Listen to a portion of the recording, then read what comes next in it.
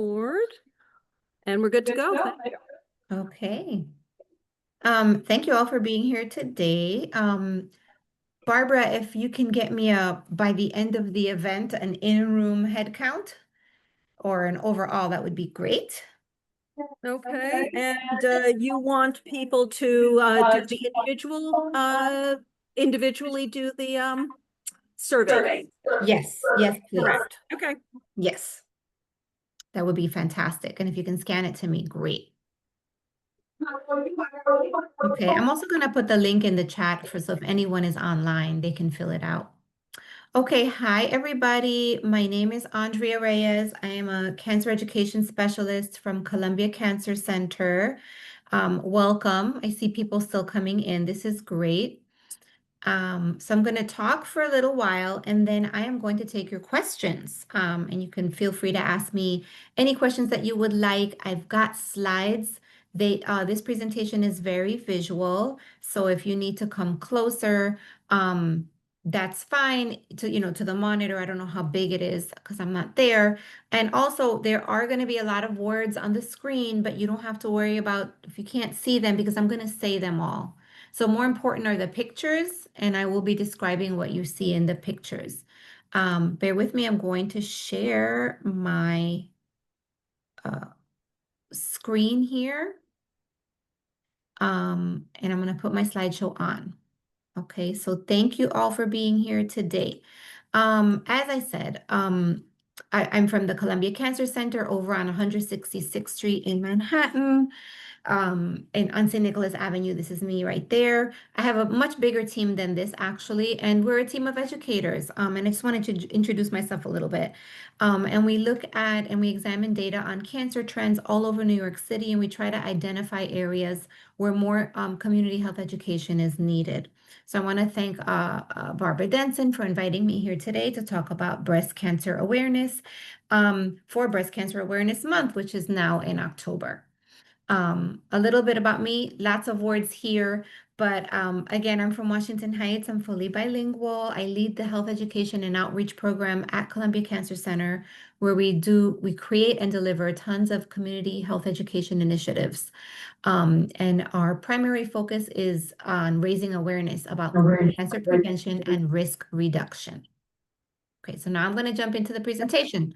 We're going to talk about breast health, screening, and breast cancer prevention and risk reduction. Okay, so we'll learn a few things. We're going to learn what's inside of a breast, what is cancer and how it develops, and then how does breast cancer develop? We're going to talk about some breast changes that are normal and not harmful, signs and symptoms, facts, how to reduce risk, and then how to get checked. Okay, so most important here is that before we talk about breast cancer awareness, we got to talk about what is cancer and how it starts. So it can begin in any healthy cell. When something from the outside comes, damages the way the cell works, primarily the DNA within the cell, because that is what gives out the instructions for the cell to perform its function. So you've got DNA damage in a cell, and then it's got to be a certain type of damage, a type of damage that also is going to damage the way the cell reproduces, right? So either the cell dies due to damage, but if it doesn't die, what happens is that it can start reproducing out of control. So what you don't want is damaged cells to start reproducing out of control, because that is how a tumor forms. A tumor is a cluster of damaged cells that can spread throughout the body potentially and also affect the way your organs work. And that is how cancer happens. And the way it spreads is that you've got a little cluster of cells that's damaged and that are not dying. And the immune system isn't recognizing that it's a bad cell and it needs to die. And so they just are unchecked and they reproduce out of control. Oh, I need everyone to be muted, Barbara. Yeah, no. Sorry, because I'm getting feedback. Sorry. Okay. Next, what causes cancer? Well, most of the time, nobody knows. We don't know. Science is not there yet, but we're trying. We do know some things. And what we know is that it is possible to inherit damaged genes, which is the DNA damage, right? Pieces of DNA are called genes. That's for genetics. We can inherit, and especially in the case of breast cancer, about 20% of the cases, so that's 1 in 5 people, those persons have inherited from their mom. Other genes can become damaged because of exposures in the environment. We know that if your environment is got chemicals or messy, or you live in a very polluted place, you can have health problems, including cancer. And then the third is the biggest cause, right, of cancer is lifestyle choices. So we know that people who don't take care of themselves have what we call poorer health outcomes. They're unhealthier, right? Um, we also know that things like tobacco use, people who smoke are much more likely to develop cancers and lung cancer than people who don't.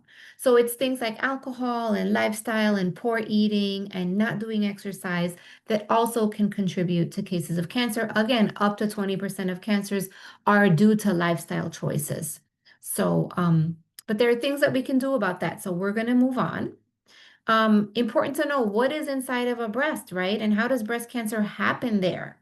So the breast is made mostly of fatty tissue, but in there are milk producing glands. The medical term for that, they're called lobules. And out of each gland, which are those little pink bubblegum looking things on the photo, out of each gland comes a little tube, and that is the duct that brings milk from the gland out of the body through the nipple. Um, so most tumors happen in these little ducts, and we'll see more detail now. A normal milk duct should be empty unless someone is lactating, and in that case, it'll have milk or milk residue in it. But women only do that for a short period of time in life, and then for the rest of their life, they have these ducts that are just kind of in their breast and not being used. So what happens with cancer cells is that they can start growing in these ducts. And cancer is not considered invasive if these cells don't break out of that duct, right? So if it's caught early, you get it out, you can have an operation, you remove that little cancer tumor, and the doctors can see if it has spread or not, and you're likely to be okay, likely, unless it happens some in another part of your breast or in the other breast. You're also so then invasive cancer happens when the tumor cells break out of that duct, and now they can spread easily throughout the breast. They can get picked up by your lymphatic system and land in other parts of your body. So that's where it becomes dangerous and becomes harder to treat. So signs and symptoms. First of all, it's very difficult to feel a tiny little starting tumor in a breast, unless it's very close to the skin or in the skin. Otherwise, you're not feeling it until it gets bigger. When there are symptoms, so most of the time when it's starting out, you're not getting any symptoms at all. But when there are symptoms, the most common symptom is that the woman will feel a lump or a mass in the breast, or they'll see that one breast is suddenly larger, or it's misshapen, or it's hot, or it's pink and hot, or there's bleeding from the nipple, or that the nipple is crushed in. Pulled in, or that the skin texture changes and there's orange peel skin. It looks like the little points on an orange peel. So those are symptoms. Important to know that if you feel something in a breast, it doesn't mean it's something bad. Because there are breast changes that are normal, right? In menopause and during pregnancy and with people's cycles. But then there are benign changes as well, right? So someone can feel a lump and panic and think, oh my gosh, I have breast cancer, but it's not the case. It might be a cyst. It might be a calcification. It might be something called hyperplasia or fibroadenomas. All of them are going to feel like a lump in the breast, but they're not cancer. So no reason to truly panic when you feel something. You just go to the doctor and have a mammogram and a sonogram, even possibly an MRI, but you want to look in and see what's going on. So breast cancer grows with hormones, most of them, right? So some breast cancers will need a lot of estrogen. Other ones will need progesterone. Other ones will go for high levels of a protein called HER2, right? So these cancer tumors that are feeding off of the hormones tend to grow fast and spread cancer faster than other breast cancers. So that's why sometimes when you need treatment and someone has, for example, an estrogen-based tumor, well, okay, they'll have the surgery to take the tumor out. And if they need chemotherapy because it has spread, and then medication for after the chemo, they're going to get estrogen reducers, right? Because if you have a tumor that has been feeding on estrogen and using that for energy, what you want to do is, even though it's out of your body, you want to reduce whatever hormone the tumor is feeding on. However, there is a breast cancer called triple negative breast cancer that's more common in women of African descent that doesn't feed off of hormones. And because it doesn't, we can't give them the treatment to reduce hormones, thinking that it's not going to feed the cells, right? Because those cells don't care for hormones. So these triple negative tumors are more dangerous. They're faster, larger growing tumors, and they're more likely to spread beyond the breast.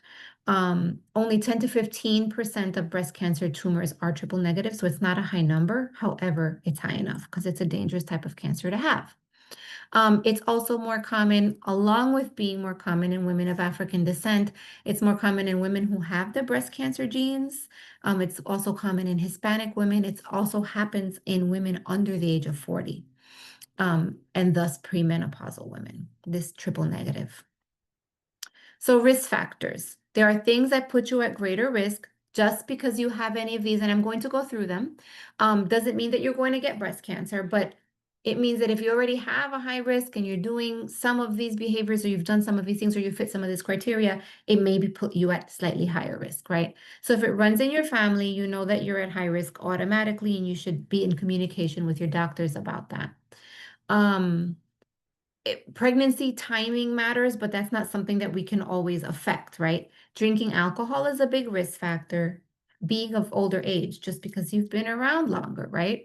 Having the genetic mutations, that goes back to family history. If you have those changes in your genetics that are being passed down from generation to generation, you might want to know that, and I can talk more about that later.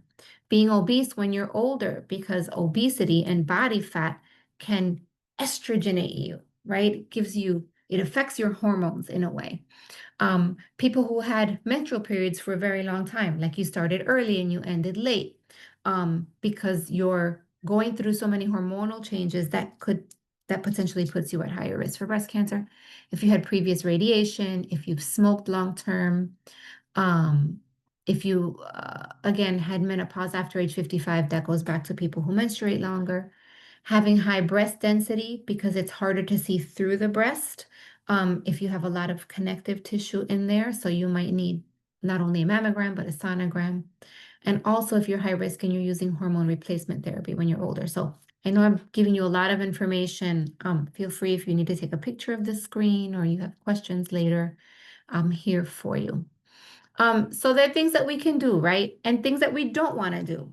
And these are potentially modifiable risk factors for breast cancer, right? So what we don't want to do is gain excessive weight, because that can affect your risk, especially obesity at menopause.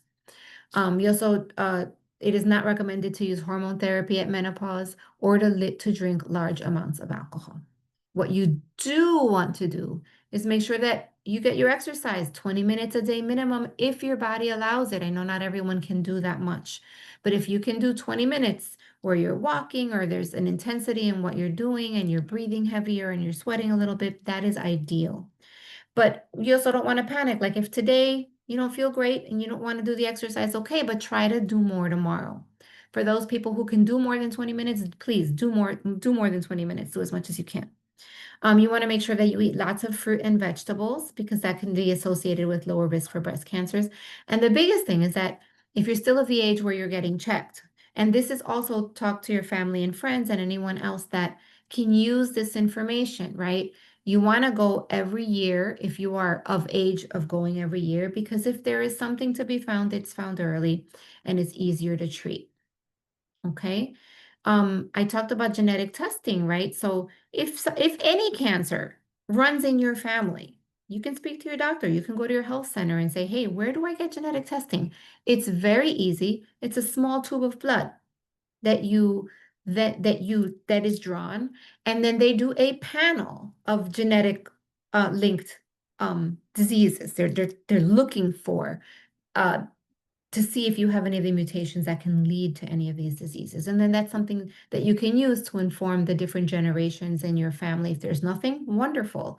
But if there's a propensity for colon cancer or for breast cancer or for heart disease or for anything else, it's something that you might want to know. So something that you can ask your doctors, right?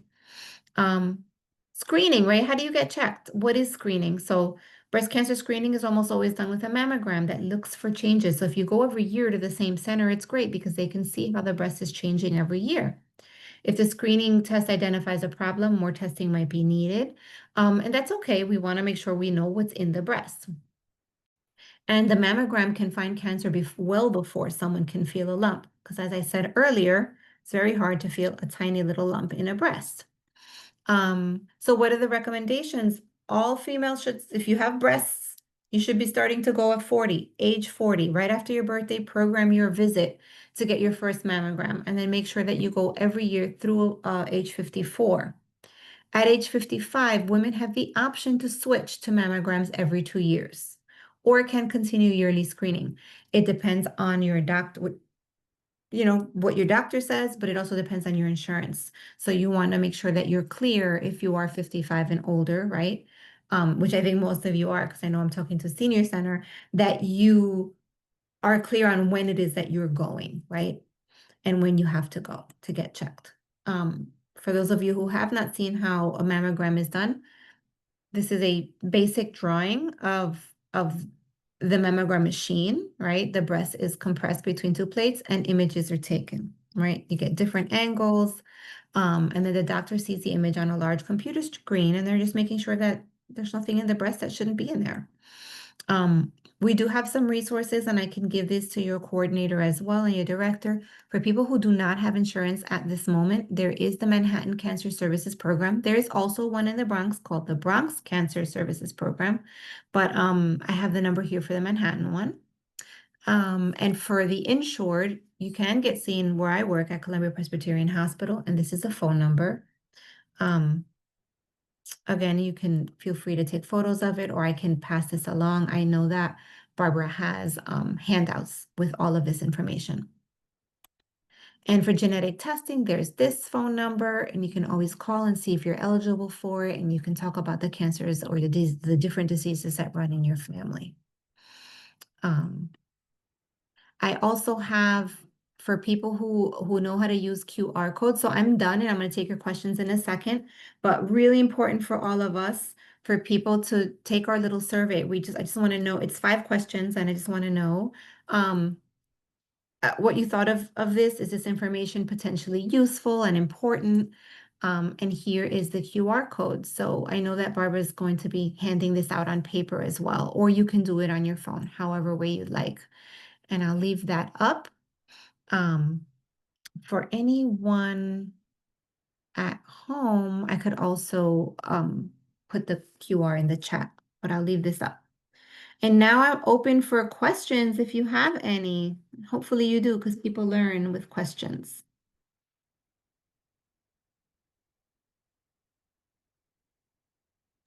We have a question here. Go ahead. What's your question? Okay.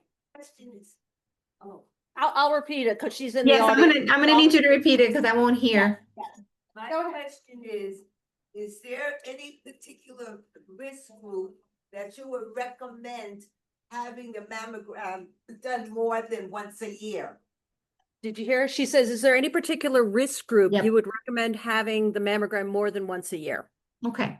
So for people who are high risk, meaning it runs in your family, you've had it before, those people in the high risk group would be not necessarily getting a mammogram because it's like an x-ray and they don't want you to get radiation more than once a year, right? It's important that you get it, but also you can't have back-to-back mammograms unless they really need it for diagnostic purposes, right? So what you would do is get a sonogram or an MRI because they see differently than what the mammogram sees. So all high risk groups should at the minimum. So the way it works is like you get the mammogram, and if they feel like it's clear, okay. But 6 months later, you get the sonogram, and then the following year you get the mammo. So they're interchanging. Every 6 months you go either for a mammo or a sono. Some health centers might say, no, no, no, we want you to do the mammogram, but you're going to do the sono immediately after because they're able to see in different ways whatever's in the breast. So thank you. That was a great question. Yeah, I have another question. Go Yeah. ahead. There is a type of high density mammogram that's being recommended now. I came in late, you may have gone over that. But could you explain the differences and the advantages? It's a kind of high density that goes deep into the tissues. Did you hear that? Yes. Yeah, about the high density mammogram. So I can describe that. So what's happening now is that most breast screening centers have switched from the previous, it's called a 2D mammogram, to getting what they're calling 3D images. So it's more images, it's at different angles, and you can see through the breast better. Now, the word density refers to some people have dense breasts and some do not. And some have moderately dense, some have super dense breasts. So there's nothing you can do about the density of your breast tissue. It just is. However, if you have dense breasts, the breast center, screening center, should be sending you a letter telling you that you have dense breasts. And if you don't know, you can always ask. The problem when you have breast density is that you can't see through the breast on the mammogram. So the mammogram, typically you can see through the breast and there's some connective tissue. Density means that you have a lot of like webbing, right, of your natural tissue holding the breast fat. But what happens is that on the mammogram, that webbing looks white.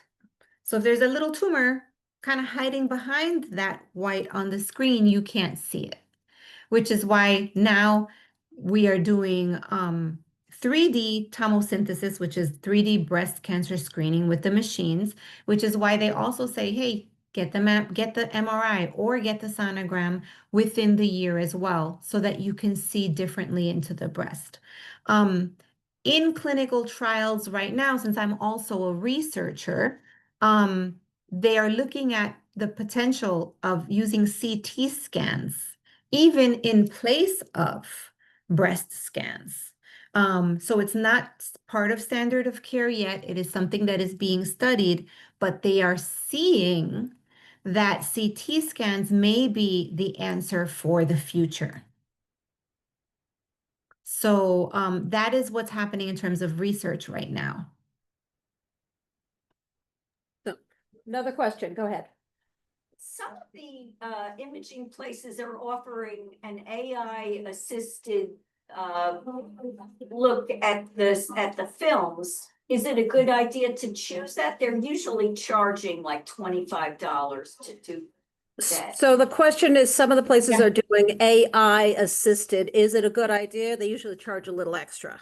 Yes, I would say absolutely. And it's unfortunate if people can't afford it, right? But if you can, I think it's a great idea because they're using different machines to scan the information and the data, and they are finding that AI assisted breast screening catches problems in the breast before it's even visible on other types of scans. So the short answer is yes.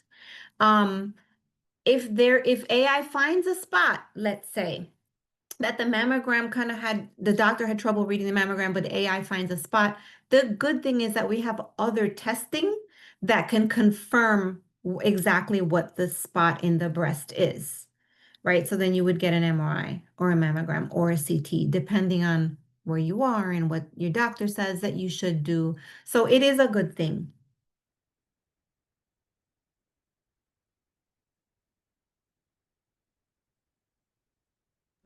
Another question, sorry, I'm muting in between, so. That's fine. I get a lot of noise, so we have, let's go ahead. I would like to know, what is the percentage of breast cancer inflicting men? And are they treated the same way that women are? So that what is- is the percentage of breast cancer afflicting men, and are they treated the same way that Yes. women are? So breast cancer in men accounts for less than 1% of all breast cancer cases.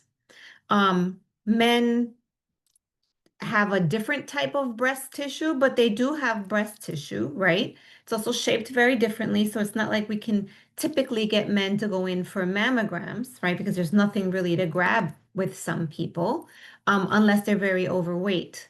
So oftentimes when it's found, it's because the man might feel a lump or see changes in the skin. It is treated differently because men don't have the hormones that women do.